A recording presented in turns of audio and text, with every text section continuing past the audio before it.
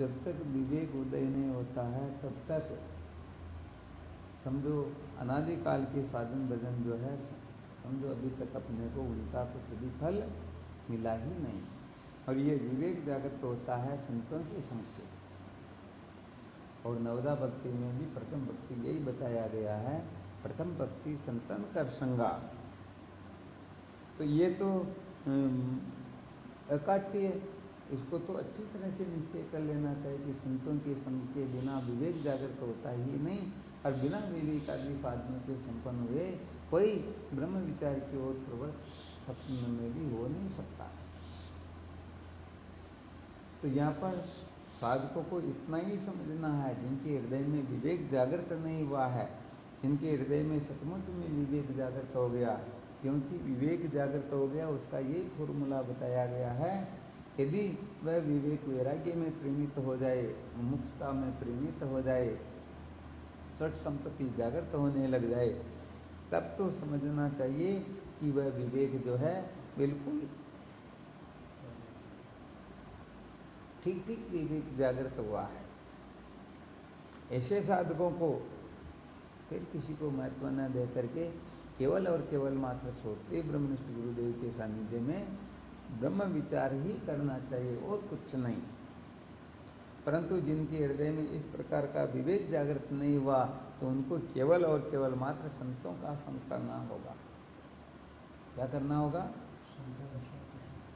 अब ये बात अच्छी तरह से निर्णित हो गई, समझो संतों का संग करना होगा, इसके सिवाय कोई रास्ता है ही नहीं। परंतु संतों का संग तो महाराज लोग मर गए जीवन भर करते हुए, फिर भी विवेक जागृत हुआ ही नहीं। क्यों नहीं हुआ? क्योंकि संतों का संग तो कर रहे हैं, परंतु कैसे करना चाहिए। पानी तो चाहे कितना भी क्यों न बरस रहा हो, परंतु घड़ा उल्टा रखा हुआ है तो होना नहीं महाराज, फायदा होगा क्या? तो सबसे बड़ा सूत्र यहाँ पर फिर यह निकलता है कि संतों का संग कैसे करना चाहिए, किस प्रकार से संतों का संग करें कि हम सचमुच में विवेकादि साधनों से संपन्न हो, ताकि ब्रह्म विद्या का अधिकार प्राप्त हो। तो ये अभी जो क्लास चल रही है, ये क्लास केवल मात्र संतों के संग में कैसे रहना चाहिए। अब अपन देख ले, अरे अभी तो इतनी भागा दौड़ी लगी हुई, कामकाज की फुर्सत ही नहीं है, यहाँ पर तो कोई ब्रह्म विद्या का कोई सूत्र बताया नहीं, ये किया नहीं, वो किया नहीं। अरे भाई, ये जो कक्षा चल रही हैं, ये कक्षा विवेकादि साधन कैसे जागृत होते हैं उसके लिए चल रही हैं। तो कहने का मतलब कुछ बुद्धि संस्कारी होनी चाहिए, अपने कोपड़े में भी बात बैठनी चाहिए। यदि बात समझ में नहीं बैठ रही तो अरे भाई सारी बातें बताई थोड़ी जाती क्या, अपने को भी तो थोड़ा बहुत होना चाहिए ना। तो किस प्रकार से हमने अपने को संतों के सामने अपने को बनाना है। तो यहाँ पर सबसे बड़ी बात तो ये होती है, समस्त अभिमानों का त्याग करके फिर जो संतों का संग करता है, सचमुच में वह ही संतों की कृपा प्राप्त करने में समर्थ हो सकता है। हालांकि बहुत सारे सूत्र, ध्यान रखना यही नहीं है कोई अभिमान का त्याग तो कर दे, परंतु फिर भी संतों की प्रसन्नता का ध्यान न रख करके, उनकी मर्यादा का ध्यान न रख करके, उनके दिशा निर्देश में जीवन न बनाए तो क्या विवेकादि साधन सफल हो जाएंगे क्या? इसलिए यहाँ पर सूत्र तो बहुत सारे निकलेंगे और ये सारे सूत्र बताए नहीं जाते। जब संतों का सानिध्य करते हैं ना, तो समय समय पर जैसी अपने भीतर भूख होती है ना, भीतर जैसी चाहना होती है, प्रकृति की ऐसी व्यवस्था है कि वो सूत्र अपने आप ही संतों के मुख से प्रकट होने लग जाते हैं। अब कोई कहते हुए मेरे को फलानी जगह पर जाना, अब उनको रास्ता बताए तो मेरे तो समझ में ही नहीं आ रहा। अरे भाई यहाँ से चलना शुरू तो करो, आगे जाओगे तो फिर कुछ न कुछ विकल्प हो जाएगा या नहीं होगा। तो यहाँ पर सबसे पहले नंबर की बात है समस्त अभिमान का त्याग करके, अर्थात धन का, पद का, प्रतिष्ठा का, नाम रूप कुल गोत्र वर्ण आश्रम का, अनात्म पदार्थों का जितना भी अभिमान होता है, यहाँ तक अपने शरीर की सुंदरता का, बहुत सारे लोगों को शरीर की सुंदरता का अभिमान होता है, तो क्या होता है उस अभिमान के कारण वो प्रणाम भी नहीं कर सकते, अभी मेरे कपड़े खराब हो जाएंगे, तो ये क्या हो गया। तो अब कहने का मतलब मर्यादा से वह उपस्थित नहीं हो रहा है तो वह वस्तु भी प्राप्त नहीं कर सकेगा। ये वस्तु प्राप्त करना ये अपना, अब इसी जगह पर अपन गड़बड़ कर दे तो कहने का मतलब फिर जैसे भोजन को मुख में रख करके चबा करके उतारेंगे तभी भूख बुझेगी, नाक कान आँख में ठूंसने से भूख मिटने वाली। तो ये सारी की सारी बातें जो है वैसे देखा जाए जब प्रैक्टिकली रूप से संतों का सानिध्य साधक कोई करते हैं ना, यहाँ पर गड़बड़ एक ये भी बहुत बड़ी हो जाती है। कोई कहता हम तो संतों का संग कर रहे हैं और समस्त अभिमानों का भी त्याग कर दिया, पता नहीं क्या क्या बहुत सारी जगह ऐसी होती है, बड़े बड़े तो है ना, जैसे जय गुरुदेव या बड़े बड़े, जिनके अंतर्गत बड़े बड़े करने का मतलब निरंकारियों को देखो, किसी को भी देखो तो कलेक्टर या बड़े बड़े अफसर जो होते हैं वो वहाँ पात्र साफ सकते हैं, तो उनमें किसी प्रकार का अभिमान है क्या।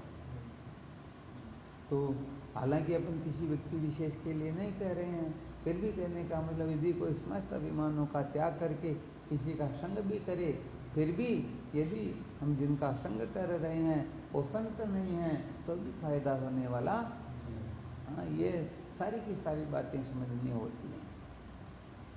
माचिस गीली हो तो भी काम चलेगा नहीं, तीली गीली हो तो भी काम चलने वाला, दोनों गीली हो तो फिर तो हाँ।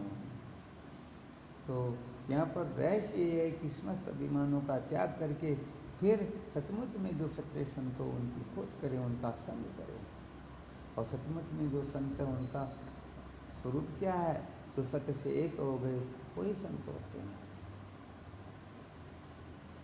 जिनको सचमुच में तत्व बोध है, आत्मा बोध है, तो सचमुच में उस राह के प्रतीक है। उस राह के प्रतीक का मतलब उसका कोई राह नहीं होता, वो तो सर्वत्र है, अस्तित्व की प्रिय रूप है, देश काल वस्तु से विच्छिन्न है। इसलिए समस्त राहों का जिन्होंने त्याग करके केवल और केवल मात्र एक आत्म तत्व को महत्व दिया है, वही तो वास्तव में संत होते हैं। क्या कोई दूसरे होंगे क्या? फिर भी कम से कम ये तो हो सकता है, ऐसे इस प्रकार के संत न भी मिले फिर भी उस पद को, उस तत्व को, उस रहस्य को जो अपने जीवन का लक्ष्य बना करके ऐसा का वैसा अनुभव करने के लिए जो निकले हुए हैं, तो अपने से किसी भी प्रकार से वृद्ध है उनका संग तो कर सकते हैं ना। हाँ, तो कहने का मतलब एकाएक तो वो स्थिति प्राप्त होती नहीं। राष्ट्रपति से मिलना हो तो हाथों हाथ कोई मिल सकता है क्या? नहीं मिल सकता ना। तो क्या करना होगा, अरे भाई राष्ट्रपति के जो पीए या जो भी हैं उनसे मिलना होगा, यदि उनसे नहीं मिल सकते तो उनके जो है समीप के उनसे मिलना होगा, उनसे भी काम नहीं चल रहा तो उनके समीप से, उनके समीप से, ऐसे करते करते काम हो जाता है या नहीं होता। तो कुल मिला करके अपने को इतनी सी बात अच्छी तरह से समझ में आ जानी चाहिए। कुल मिलाकर बात यही है, जो संतों का संग करके इन किन प्रकारेण विवेक जागृत करने में, विवेक जागृत हो इस लक्ष्य में सफल हो जाता है तो समझो जीवन धन्य हो गया, फिर कोई गड़बड़ घोटाला है ही नहीं। ये थोड़ी विशेष बात है। तो ये तो पक्का हो गया, संतों का संग गड़बड़ है क्या? ठीक बात है।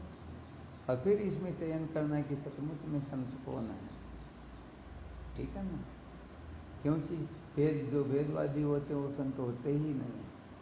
तो अपन संतों का संग भले ही कितना करे परंतु वेदवादी पुस्तकों को महत्व देंगे तो कहने का मतलब वो बात बराबर होती रहेगी। जितने कमा रहे उतने खर्च कर रहे हैं, और वो सकता कोई ज़्यादा खर्च हो रहा तो फिर वो जो ऋण ले रहे हैं वो शायद चुका भी नहीं पाएंगे। क्योंकि भेदवादियों का संग तो इतना खतरनाक होता है कि एक बार कोई भेदवादी कान में कोई ऐसी वस्तु डाल दे तो कहने का मतलब भेदवादी जो है वो अच्छे अच्छों को छिन्न भिन्न कर देते हैं। हाँ बिल्कुल, कहने का मतलब स्वप्न में भी दरार न होती हो उनमें दरार डाल देते हैं। इसलिए ये भी थोड़ा समझना होता है कि सचमुच में कौन साधक तत्व साक्षात्कार की ओर प्रवृत्त हो रहा, कौन ऐसे महापुरुष है जो सचमुच में अपने जीवन को धन्य बना चुके हैं। कुल मिलाकर के इन छोटे छोटे सूत्रों को समझ करके उन्हीं का मैं उन संग करना, उन्हीं को महत्व देना, वरना बाकी किसी को महत्व नहीं देना। बाकी इधर से सुना इधर से निकाल दे और उनको अंदर उतार देंगे तो हाँ, तो सबसे ज़्यादा गड़बड़ घोटाला अभिमान की निवृत्ति के पश्चात होता है। तो ये होता है भेदवादियों का संग जो है, ये तो कहने का मतलब अप्रोक्त ब्रह्म ज्ञान हो, ऐसी स्थिति में कोई पहुंचने वाला हो, उनको भी कोई भेदवादी मिल जाए तो वो भी कहने का मतलब उनको भी क्या कर देंगे, उनको भी भटका देंगे। ये पक्की बात है। इसलिए भाई सच्ची बात तो ये है कि ये विशेष विशेष सूत्र तो ध्यान में रखने ही होते हैं, और फिर सारे के सारे गड़बड़ घोटाले निकलने के पश्चात फिर संतों का संग कैसे करना चाहिए। अच्छा स्वामी, तो फिर साधना भेदवादियों के बारे में कैसे पता लगे ये भेदवादी है? अरे जो अनात्म चर्चा करते हैं, अनात्म पदार्थों को महत्व देते हैं, आत्म तत्व की सिवाय किसी को नाम को, रूप को, कुल गोत्र वर्ण आश्रम को, स्थूल शरीर को, सूक्ष्म शरीर को, कारण शरीर को, जागृत स्वप्न सुषुप्त की अवस्था को, पंचकोश को, किसी को महत्व दे रहे हैं। अरे थोड़े से कहवा ना बोलियाल लग गया, एक शब्द बोलते ही पता चल जाता है। तो ये तो महाराज जो सच्चे साधक होते हैं वो तुरंत पता कर लेते हैं। तो जो अनात्म चर्चा करने वाले हैं, अनात्म पदार्थों को महत्व देने वाले हैं, अनात्म पदार्थों के लिए पता नहीं क्या क्या करने वाले, वो सब भेदवादी होते हैं। तो भले रात दिन कथा कीर्तन करे, दस तप करे, तीर्थ व्रत करे, पूजा पाठ करे, सब कुछ करे और रात दिन भगवान के लिए रोए, परंतु भगवान के सिवाय किसी को सत्य बता रहे हैं, तो समझ लेना चाहिए वो भेदवादी तो है। सारा का सारा पदार्थ नाशवान है, इनकी सत्ता ही नहीं। जैसे समुद्र के अंतर्गत अनेक तरंगें उत्पन्न होती हैं, अब इनमें कौन सी श्रेष्ठ है, कौन सी निकृष्ट है, कौन सी अच्छी है, कौन सी बुरी है? सब समान ही है। अरे समान क्या, वास्तव में है ही नहीं। ये समझ थोड़ी ऊंची है, और फिर ये समझ में ना आए तो सब समान है, ये भी समझ में ना आए तो भाई ये बनती बिगड़ती है, अनित्य है। इसलिए इनके लिए क्या आग्रह करना। तो कुल मिलाकर के ये अनात्म पदार्थों में जो आस्था होती है ना, बस ये आस्था अपने को कहीं का नहीं रखती है, अनंत जन्मों के साधन भजन को एक क्षण में मिट्टी में मिला देती है। इसलिए यहाँ पर सबसे अधिक सावधान रहना होता है, तो यहीं पर रहना होता है। यहाँ पर यदि गड़बड़ हो गई तो फिर सच्ची बात है जीवन व्यस्त हो जाएगा, फिर किसी काम का नहीं रहता। यहाँ से जो साधक पिछड़ जाता है वो भटक जाता है, हैं? पिछड़ जाता है वो भटक जाता है, वापस गेंद की तरह नीचे हाँ गिरता बिल्कुल है। सत्य बात है। अब इसमें क्या होता है कि अब सूत्र तो इतने हैं कि धीरे धीरे धीरे इतने प्रकट होंगे। अब संतों का संग कैसे करना चाहिए, यदि संतों के साथ में रह करके किसी भी प्रकार से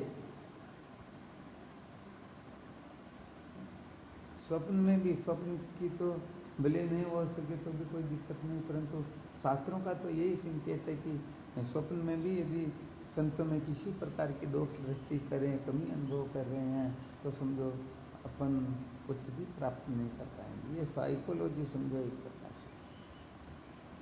हम जिनको सचमुच में विद्वान समझेंगे, हम साक्षात ब्रह्म के रूप में देखेंगे, अनुभव करेंगे, उन्हीं से कुछ प्राप्त कर सकेंगे। और कई भी प्रकार की कमी देख रहे हैं, संतान को संग कर के संतान में कमी देख रहे हैं, तो संतान की जो कृपा है वहाँ पर प्राप्ति न कर सकते। हाँ, हो सकता है उन्हें एक नहीं, हजार नहीं, करोड़ कमी हो, परंतु अपने को तो अपना स्वार्थ सिद्ध करना, ये आनंद, ये नरक में जाए, अपने को क्या करना। ये सूत्र कहने का मतलब इतने खतरनाक है कि लोग यहाँ समझते ही नहीं। इसलिए अभी कहा ना, जीवन भर 100 वर्ष तक संतों का संग करते फिर भी बेवकूफ़ी रह जाते, समझते ही नहीं। क्यों? क्योंकि संतों का संग कैसे करना चाहिए, ये तो धीरे धीरे जब संतों का संग करेंगे तो ऐसे ऐसे अनंत सूत्र निकलेंगे, और फिर तुलनात्मक अध्ययन करके देखेंगे तो कहने का मतलब हम जीरो क्यों आते, इसका यही कारण होता है। जैसे समझो ट्यूबवेल चला रखी है, पानी वहाँ पर तो फुल स्पीड से आ रहा, क्या समझो डिलीवरी लगा रखी, जैसे अपने डिलीवरी लगा रखी, तो जहाँ मोटर चल रही है वहाँ पर तो फुल पानी आ रहा है या नहीं आ रहा, और बीच में 1000 छेद हो रहे हैं। तब यहाँ पर अपन देखे रे भाई, ये तो वहाँ पर उस टैंक को लगाए तो 5 मिनट में फुल कर दिया, यहाँ पर 1 घंटा भी हो गया, गड़बड़ क्या हो रही है। तो भाई गड़बड़ तो अनेक छेद हो रहे हैं, वहाँ से निकल रहे। तो कहने का मतलब ये एक सूत्र बताया, एक गड़बड़ बताई, ऐसी ऐसी अनेक गड़बड़ें होती हैं। ये गड़बड़ें क्या करती है, ये अपने को अपना जो पुण्य उनको छिन्न भिन्न करती रहती हैं, धीरे धीरे धीरे अपने को बराबर कर देती है। इसी यही कारण होता है कि कितना भी संतों का संग क्यों न कर ले, फिर भी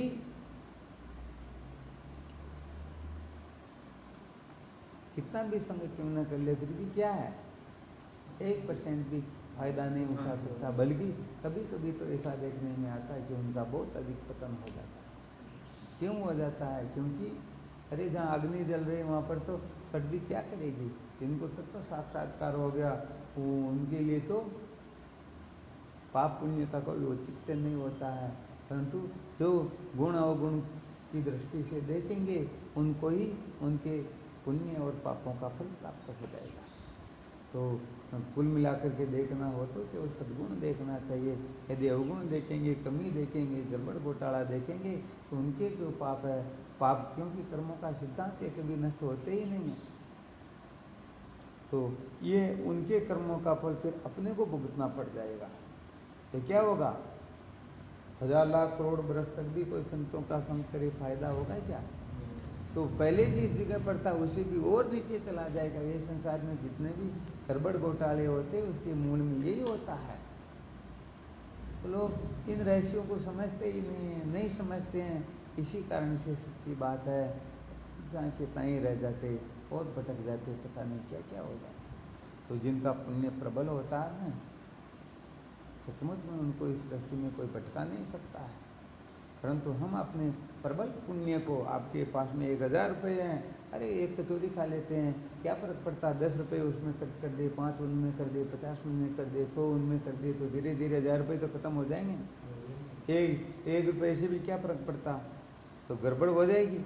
अपने पास में जो पुण्य है, उस पुण्य को तो हम कभी संतों में दोष दृष्टि करके, कभी दूसरी गड़बड़ करके, कभी तीसरी गड़बड़ करके, कभी चौथी गड़बड़ करके, कभी 1000वीं गड़बड़ करके क्या करते हैं, छिन्न भिन्न कर देते हैं, नष्ट कर देते हैं।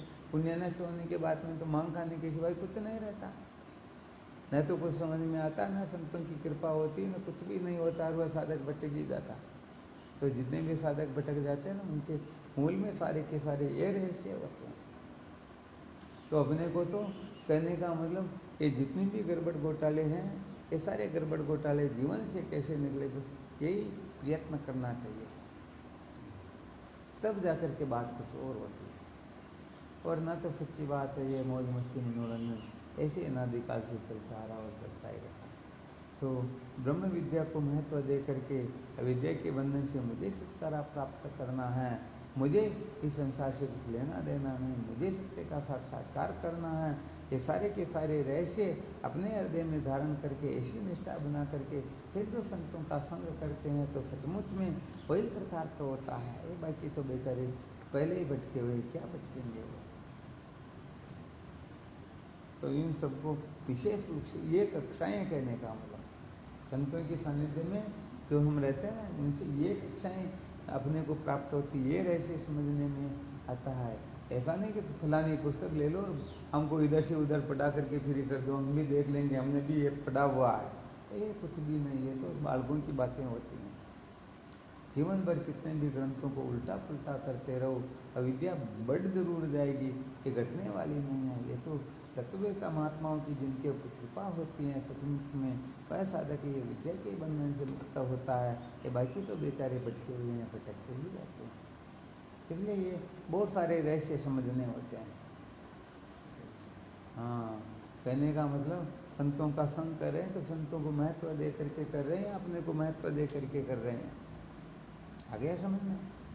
अपने को महत्व दे करके करें तो फिर पई हुई शीशी तो नीचे, खाली शीशी ऊपर है, तो वो पानी फिर इधर से उधर जाने वाला है नहीं है।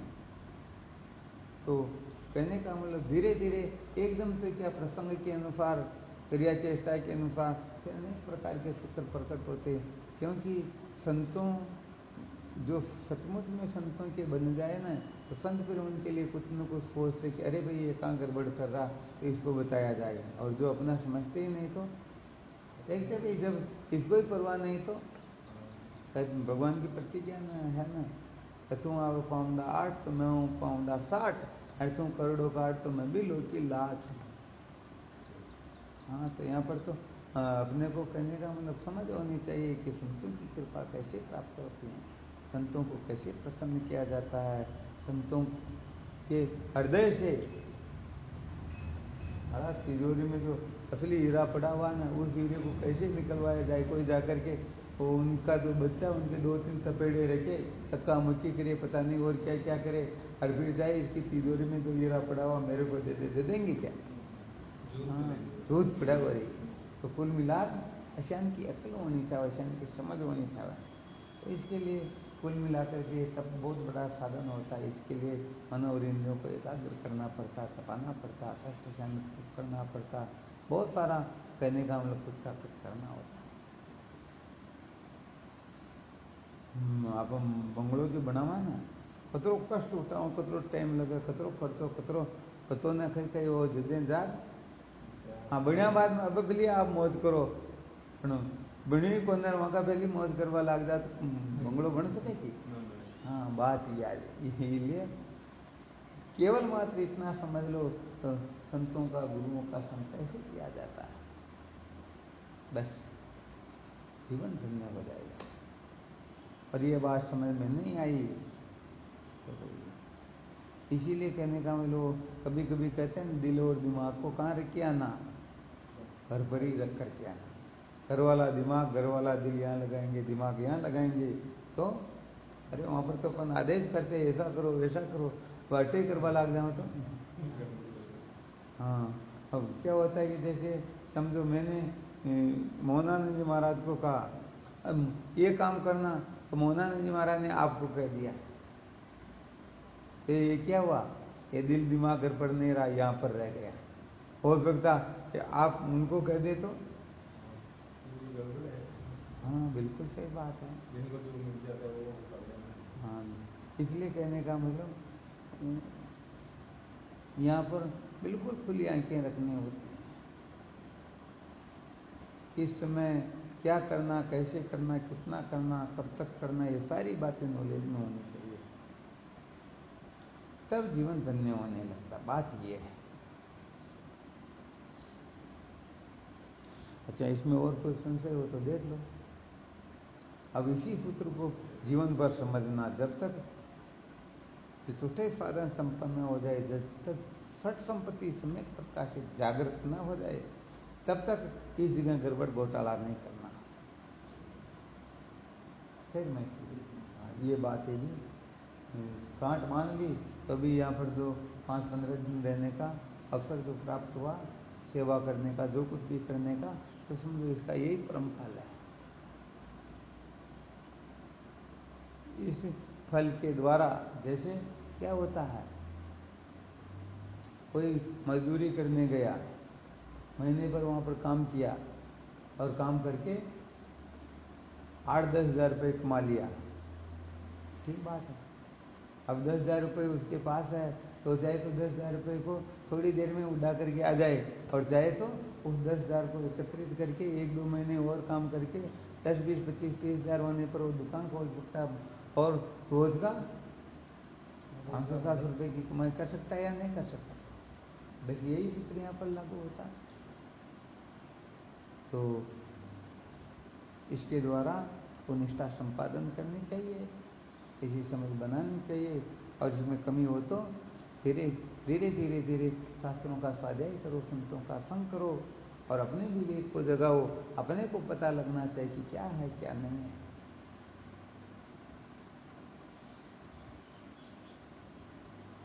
तो षट संपत्ति जीवन में जागृत हो जाए, समझो जीवन धन्य हो गया। षट संपत्ति जागृत नहीं है तो कुछ भी नहीं।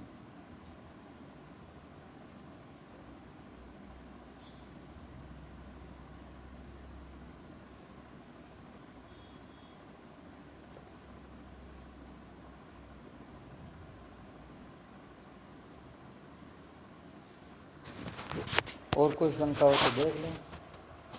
कोई शंका है रमेश जी? चलो बहुत अच्छा। बस ये अपने जीवन का यही लक्ष्य है बस, और क्या।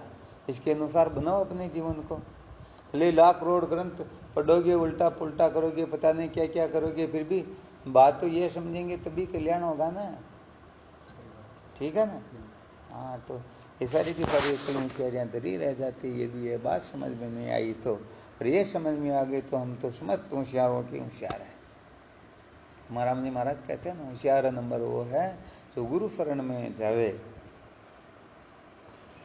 बाकी कई है सब डेढ़ ही तो है। हाँ।